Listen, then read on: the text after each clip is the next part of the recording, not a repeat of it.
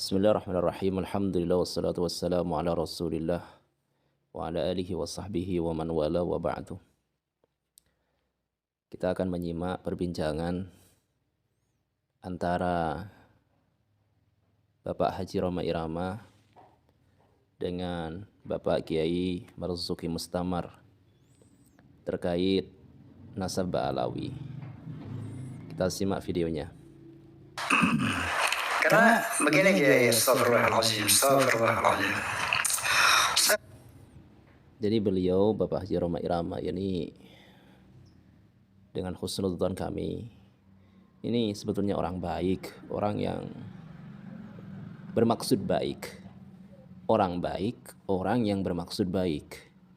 Akan tetapi ya begitulah karena keterbatasan ilmu dengan ilmu yang ia miliki yang minim, kemudian beliau merasa bahwa itulah kebenaran yang mutlak begitu, berdasarkan minimnya ilmu beliau.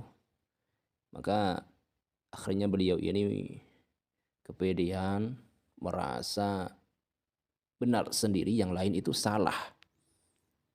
Jadi beliau merasa benar sendiri, yang lain salah, sehingga beliau menganggap bahwa ulama-ulama itu bukan hanya di Indonesia saja, tapi seluruh ulama sedunia yang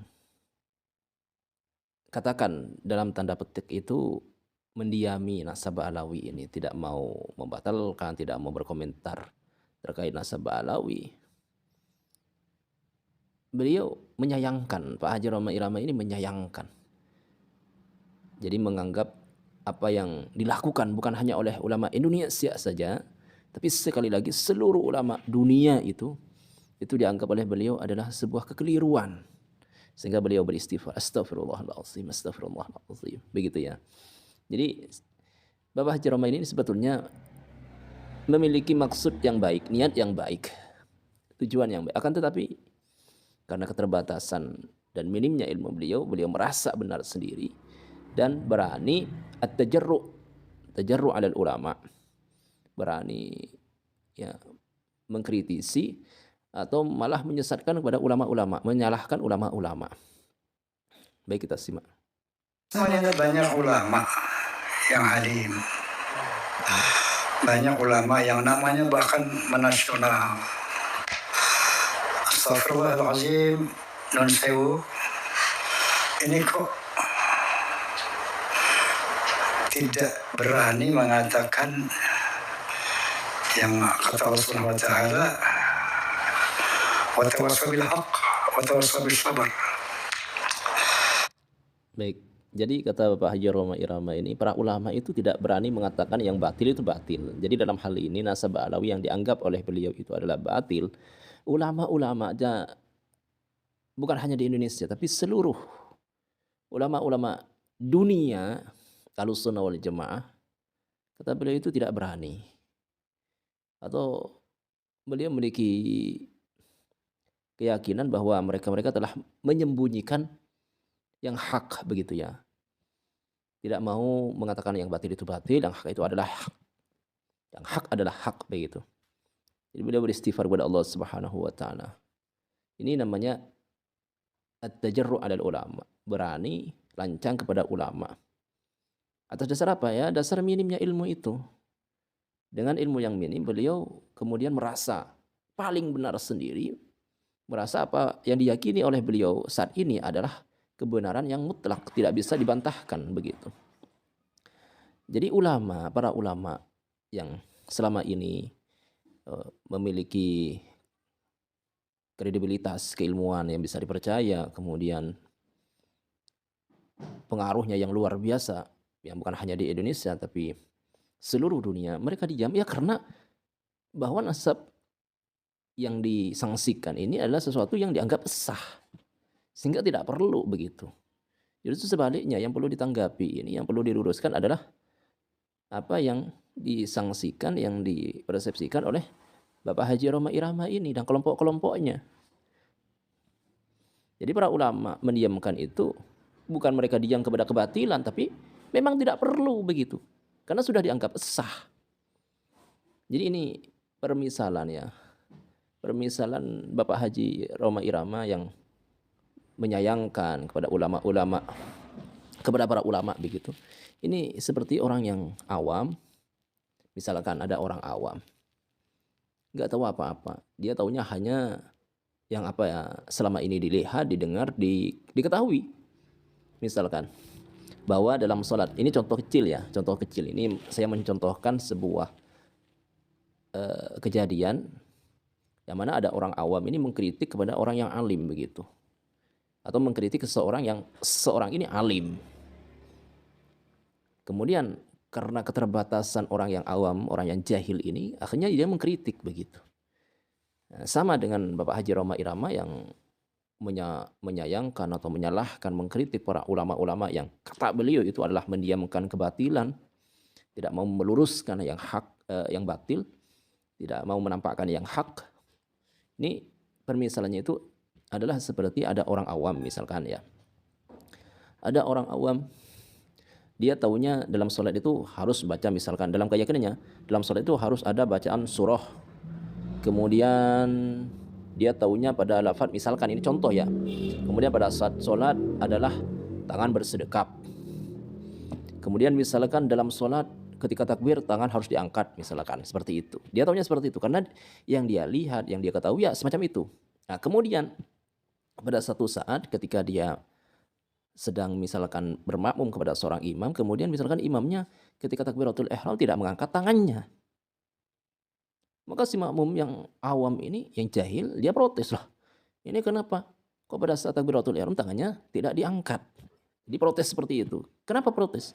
Ya karena dia tidak tahu bahwa hal itu hanya sebatas sunnah yang dianggapnya, yang disangkakan oleh si yang jahil ini, yang awam, mengangkat tangan adalah sebuah keharusan dalam sholat. Pada saat takbiratul ihram, Allahu Akbar, diangkat tangannya seperti, karena yang selama ini yang ia ketahui, yang ia saksikan sendiri adalah ketika takbiratul ihram ya diangkat tangannya. Maka ketika dia melihat sesuatu yang kok berbeda begitu, kok berbeda, dianggapnya sebuah kesalahan, padahal itu adalah sesuatu yang benar, sehingga tidak perlu dikoreksi, tidak perlu ditanggapi. Baik, kemudian lanjut misalkan ketika si imam membaca Bismillahirrahmanirrahim, Alhamdulillahirabbil alamin arrahmanirrahim. Kemudian kan biasanya itu dibaca mimnya panjang biasanya ya. Maliki yaumiddin. Ternyata si imam membacanya dengan pendek, Maliki yaumiddin. Umumnya begitu. Umumnya para imam membacanya dengan mim yang panjang, Maliki. Kok kemudian dia bermakmum gak ada seorang yang membaca mim dengan pendek, Maliki. Ini kan gak biasa. Karena sesuatu yang tidak biasa dengan minimnya ilmu si makmum itu, kemudian berani dalam hatinya, wah ini gak bener, ini salah, ini bacanya. Yang bener Maliki, dibaca Maliki yaumiddin dengan pendek. Nah seperti itulah. Jadi orang itu menyalahkan, mengkritik, atau bahkan menyesatkan itu karena dasar minimnya. Jadi sebetulnya baik ini. Niat dan maksud tujuan Bapak Haji ini sebetulnya baik. Terbukti dari apa yang beliau ucapkan, astagfirullah, masya Allah. Itu semuanya adalah lafaz-lafaz zikir sebetulnya ya. Cuman ya karena itu minimnya dan sedikitnya literasi keilmuan yang beliau miliki, akhirnya beliau menyalahkan sesuatu yang sebetulnya tidak perlu disalahkan, ditanggapi. Baik. Ini contoh kecil, kita lanjutkan. Astagfirullahaladzim. Saya bisa mengatakan begitu kepada Kiai karena saya melihat bahwa kok saya ngomong terus ini. Gak apa-apa ya.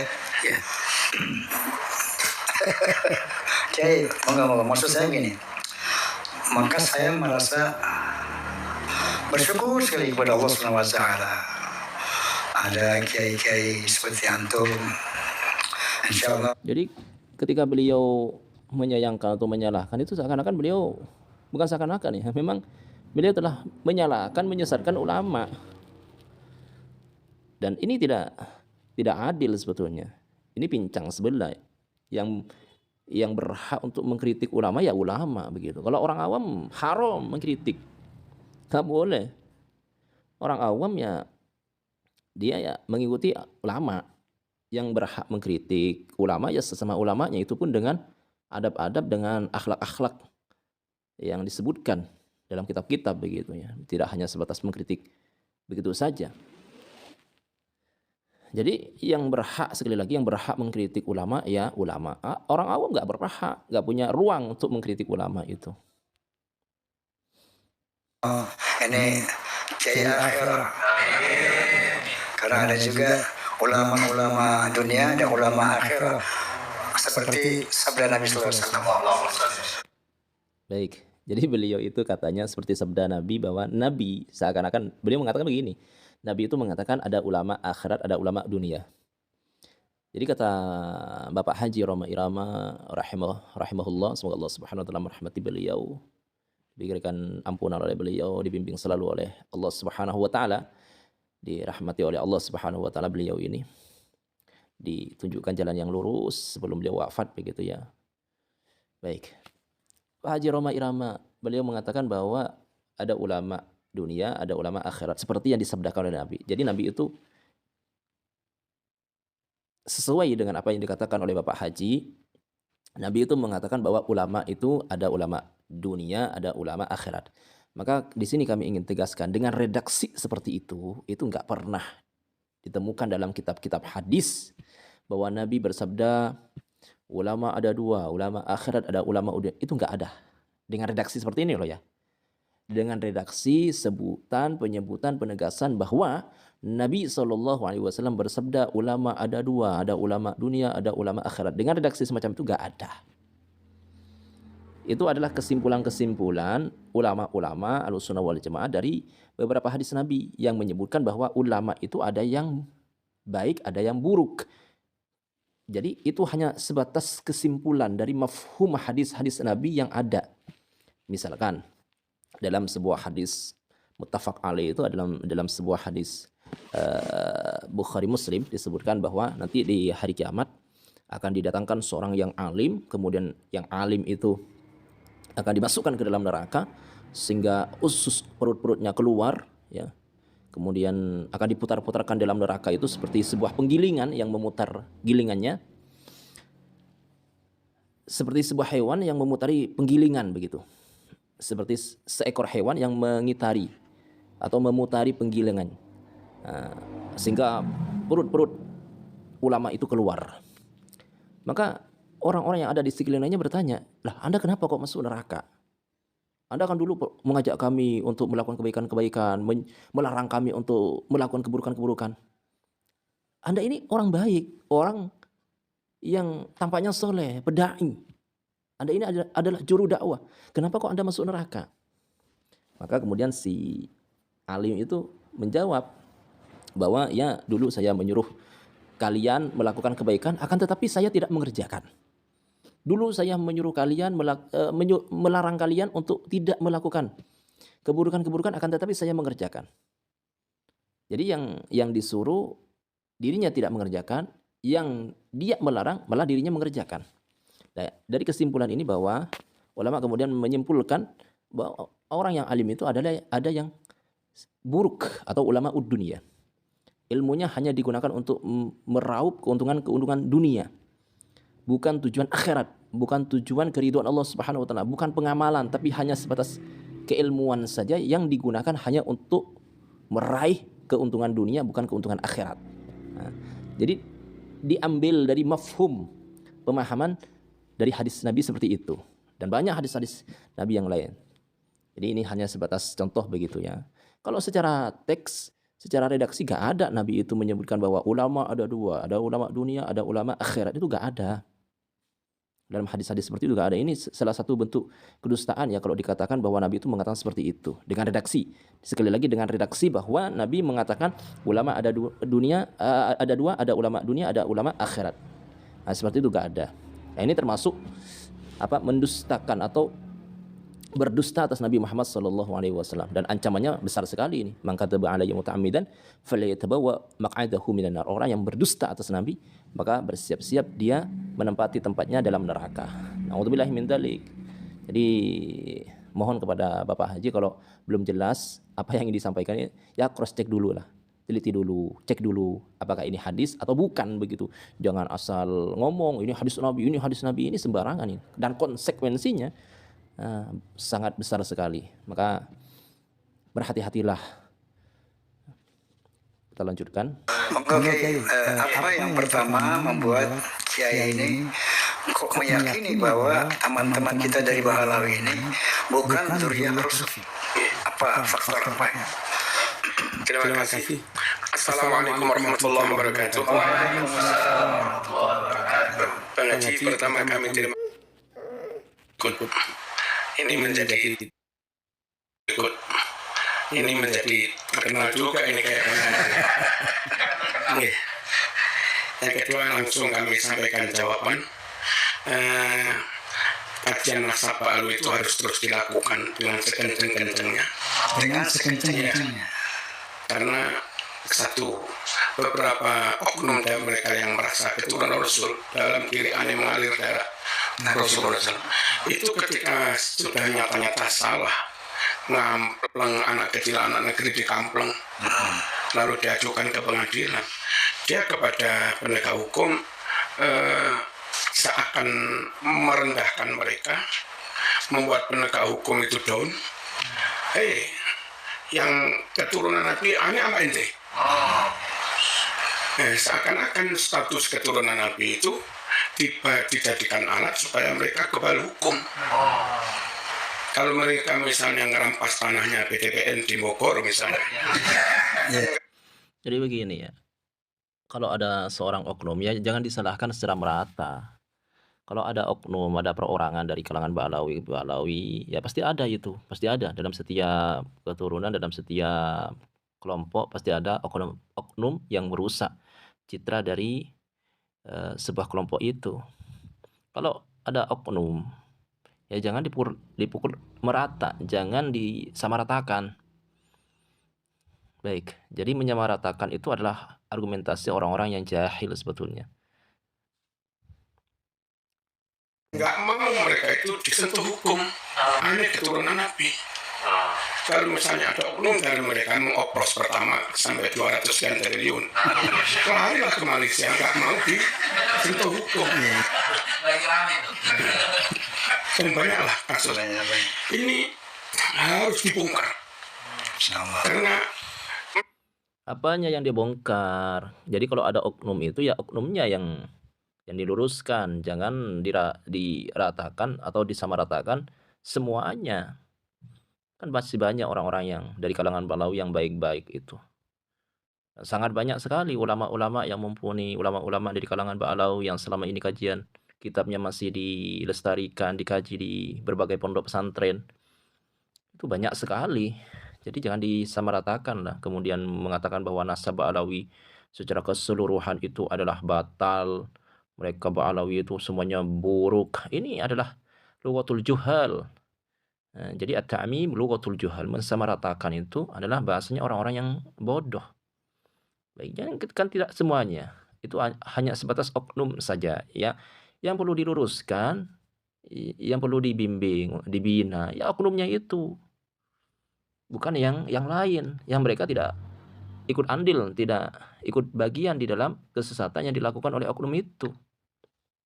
Baik. Mestinya status sebagai keturunan Nabi kalau benar-benar untuk memberkahi umat, doa mereka mustajab, umat berkesempatan minta doa pada mereka lemah lembut, umat kepingin melihat. Baik, doa mereka mustajab. Doa mereka mustajab. Iya, kalau yang soleh-soleh mereka. Jadi begini ya, keturunan Nabi itu bukan Nabi. Keturunan Rasul bukan Rasul. Ya, yang maksum terlepas dari maksiat ya Nabi dan Rasulnya itu. Masalah keturunannya itu atau keluarga Nabi nggak ada yang maksum. Bedakan itu antara Nabi Rasulnya dengan keturunannya. Yang maksum, sekali lagi, yang maksum itu Nabi dan Rasulnya, bukan keturunannya. Maka keturunan-keturunan para nabi, para rasul itu ada yang maksiat, karena nggak lepas dari yang namanya dosa begitu ya. Sama dengan manusia biasa. Jadi bedanya itu ya hanya sebatas hubungan nasabnya begitu. Kalau masalah penjagaan dari sebuah kesalahan nggak ada. Yang dijaga itu hanya yang dimaksum itu hanya nabi dan rasul. Kemudian kalau wali itu mahfuz, terjaga begitu. Akhlaknya Rasul itu cukup melihat akhlak anak cucunya. Harusnya seperti itu kalau benar-benar Ini Bapak Kiai Marzuki ini memaksakan begitu ya. Kalau memang dan memberikan sebuah kaidah ya, kaidah yang sebetulnya bertentangan dengan syariat. Karena itu sekali lagi bahwa keturunan para nabi para rasul itu bukan nabi, bukan rasul, mereka manusia biasa, cuman karena mereka memiliki keistimewaan yaitu ketersambungan darah mereka kepada para nabi para rasul begitu aja. Ya kalau mereka tidak memiliki ilmu ya sama. Sama bukan ulama. Begitu. Cuman mereka bersambung nasabnya begitu aja. Ketersambungan nasab yang nyambung kepada nabi itulah yang mengistimewakan mereka. Kalau mereka tidak punya ilmu ya sama berarti awam juga begitu ya. Kalau mereka tidak punya akhlak ya berarti ya harus belajar begitu. Jadi keturunan nabi itu jangan dipaksakan untuk berakhlak seperti nabi. Karena nabi keturunan mereka bukan nabi, bukan rasul. Baik. cucunya Rasulullah SAW. Tapi ketika status atas nama anak cucu Nabi sudah disalahgunakan kayak begitu, ya harus dibongkar. Satu. Yang kedua, mereka itu mudah mengatakan aneh keturunan Rasul. Dalam diri aneh mengalir darah Rasulullah tanpa bukti. Yang mengatakan seperti itu enggak semuanya kan. Itu kan oknum. Yang selama ini kita ketahui itu kan oknum. Sekali lagi jangan dipukul rata, jangan disamaratakan, masih banyak yang lurus-lurus yang mereka itu menyembunyikan status mereka, nasab mereka yang bersambung pada Rasulullah masih banyak. Itu hanya oknum, jangan dipukul rata. Wahai Bapak yang sangat kami muliakan, Bang Haji, Bapak Kiai Marzuki. Baik, jadi jangan disamaratakan, masih banyak selain mereka yang lurus dan berakhlak dan menyembunyikan status mereka nasabnya bersambung pada Rasulullah Sallallahu Alaihi Wasallam. Baik bukti tertulis buku nasab yang bersambung ataupun bukti secara ilmiah misalnya tes DNA. Bukan harus tes DNA sama dengan Nabi ya kita sulit nyari DNA-nya Nabi. Kan ada sesama Quraisy, suku Quraisy sekarang masih ada. Bani Hashim sekarang juga masih ada. Kalau ente tes DNA sama-sama Bani Hashim, ya lumayan lah kami agak percaya lumayan. Nah, harus ada pembuktian karena mereka begitu mudah mengaku-aku kami keturunan Nabi. Sementara aturan dari Nabi Sahih Bukhari, man intasaba ila ghairi abi atau man itta'a ila ghairi abi fal jannatu alaihi haram. Siapa yang ngaku-ngaku bernasab padahal bukan nasabnya, ya haram masuk surga. Dan ketika kita membongkar, itu jangan dikira kami itu benci, dendam atau apa. Kami nggak ingin.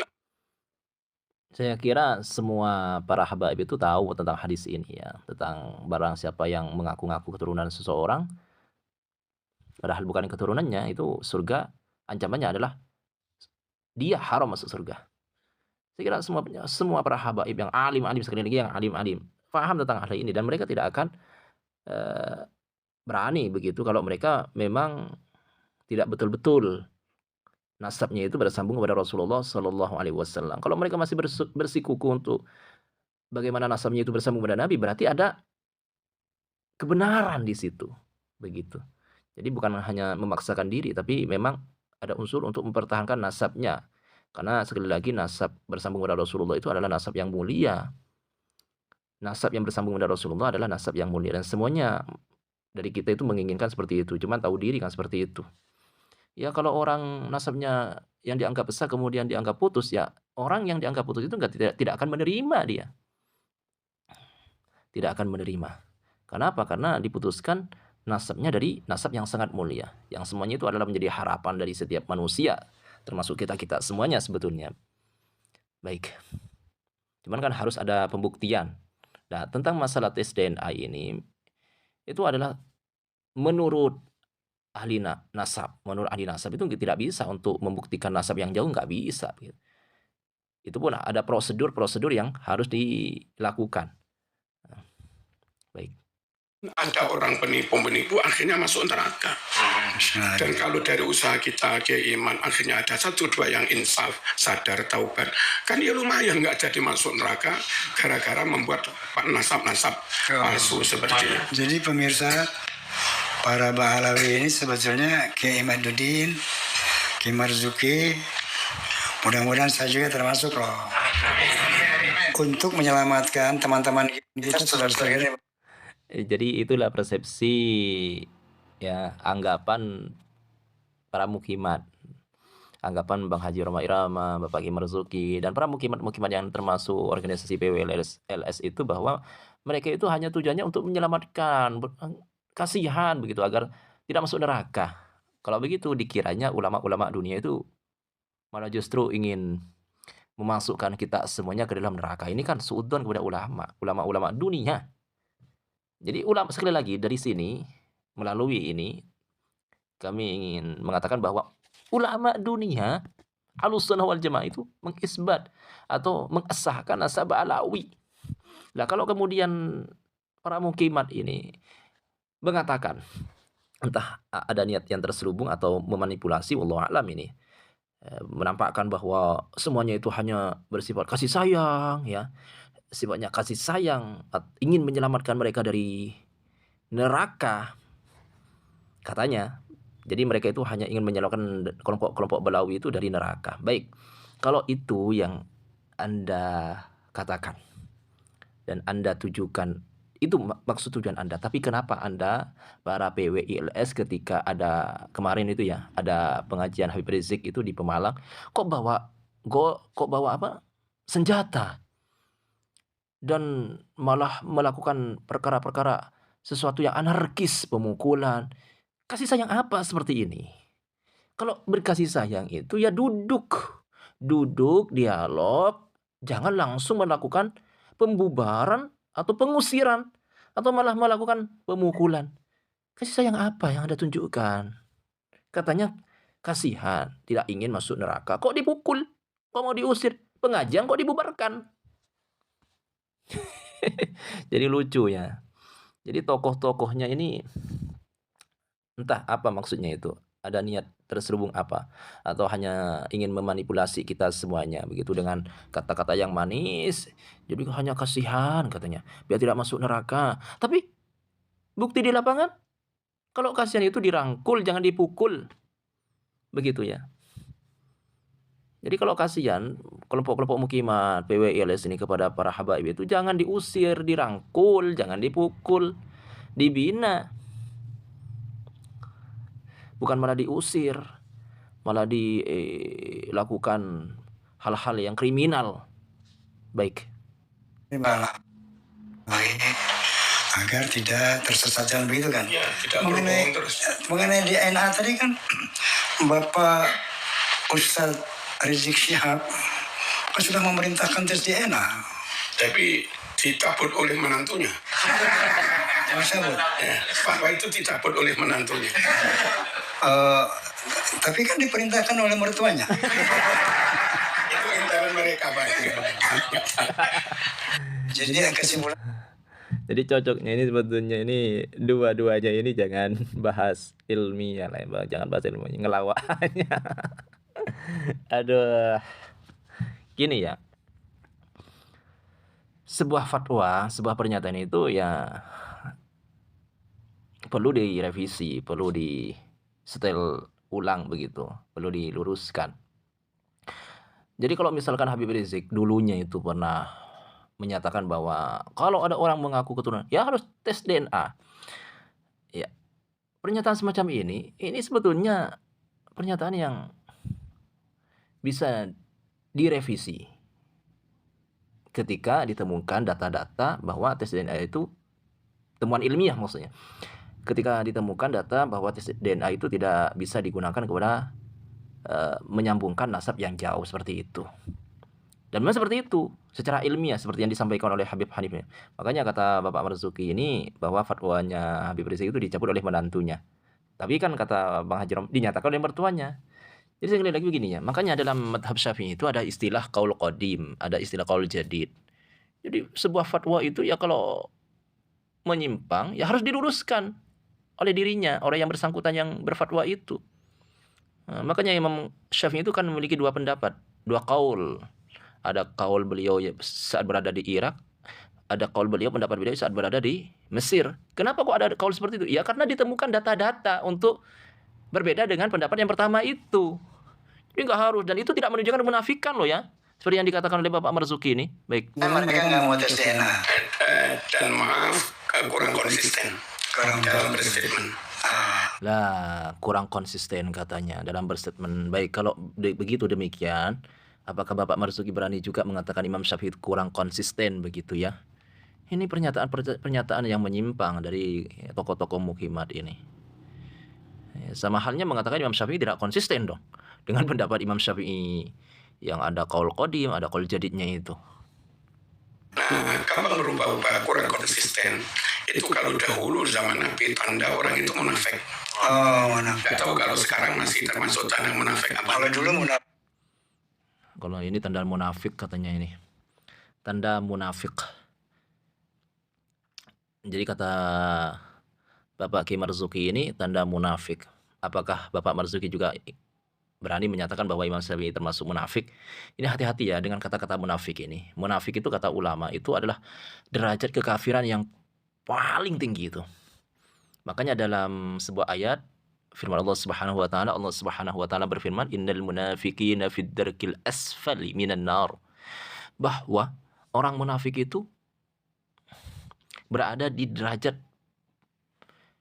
fid darkil asfal, derajat yang paling dalam neraka. Artinya siksaan yang paling pedih itu akan dirasakan oleh orang-orang munafik. Dan kata munafik ini munafik ini termasuk kategori kafir dia. Makanya kata ulama itu bahwa tingkatan kafir itu ada 4. Ada pertama tingkatan yang paling rendah itu artinya dalam siksaan loh. Siksaan orang kafir yang paling ringan itu adalah mereka dari kalangan kitab Yahudi dan Nasrani. Kemudian yang kedua adalah orang-orang kafir selain ahlul kitab seperti Hindu, Buddha, Konghucu dan yang lain-lain. Kemudian tingkatan yang nomor 3 itu yang lebih daripada yang pertama, yang kedua dalam segi siksaan, beratnya siksaannya adalah yang ketiga murtad. Orang yang murtad itu lebih parah siksaannya daripada orang-orang yang ahlul kitab dan orang-orang yang kafir selain ahlul kitab. Kemudian yang paling parah siksaannya ini adalah munafik. Ini hati-hati dengan kata-kata munafik ya. Ini sama halnya mengatakan bahwa dia telah kafir begitu. Bahkan kan ada ancamannya itu. Dalam sebuah hadis Nabi Muhammad SAW itu, kalau kita berani mengatakan kepada saudara kita bahwa dia kafir, padahal dia tidak kafir, maka sabda Nabi dalam hadis Muslim dikatakan faqad ba'a biha ahaduhuma. Maka kata-kata kafir itu akan kembali kepada salah satu dari pengucap atau yang dituduh. Kalau yang dituduh itu tidak kafir, tapi dikatakan kafir, maka ucapan itu kembali kepada yang mengucapkan. Jadi hati-hati mengatakan munafik begitu ya. Hati-hati ya, kalau istilah munafik ya berbeda dengan istilah ini, kan beda itu. Istilah munafik versi Indonesia dengan versi syariat begitu ya. Kalau versi Indonesia kan yang kadang-kadang masyarakat kita mengatakan atau menuduh saudaranya dengan kata-kata munafik karena berbeda begitu. Apa yang diucapkan berbeda dengan apa yang dilakukan atau yang tersimpan dalam hatinya, munafik. Ya kalau tidak sampai meyakini bahwa saudaranya tidak kafir itu enggak ada masalah, tapi kalau sudah mengatakan bahwa yang dimaksud munafik adalah kafir, wah. Ini hati-hati, ini bisa juga menyeret Imam Syafi'i. Perkataan beliau itu menyeret Imam Syafi'i bahwa beliau termasuk orang yang munafik begitu, hati-hati. Ya, maka dengan ini semuanya kami mengajak kepada saudara-saudara dari para mukhimat, berhati-hatilah, jangan mudah mengatakan munafik begitu ya. Karena kata-kata munafik itu adalah termasuk kata kafir, bahkan tingkatan derajat kekafiran yang sangat dalam, sangat tinggi. Maka berhati-hatilah, jangan suka mengatakan kafir, munafik kepada saudara muslimnya. Baik, ini dari pernyataan-pernyataan awal sudah banyak hal-hal yang bagi kami ini adalah perlu diluruskan, perlu disampaikan agar supaya kita semuanya ini dan umat ini tidak masuk tersesat begitu, tidak masuk dalam kesesatan para mukimat-mukimat ini. Jadi pernyataan-pernyataan yang perlu disampaikan, diluruskan, maka wajib disampaikan kepada umat agar mereka tidak masuk ke dalam kesesatan yang dilakukan oleh para mukimat. Baik demikian, semoga hal ini bisa bermanfaat dan semoga Allah Subhanahu wa taala selalu memberikan hidayahnya kepada kita semuanya dan membimbing kita ke jalan yang lurus. Hada minni wa la wallahu a'lam bissawab.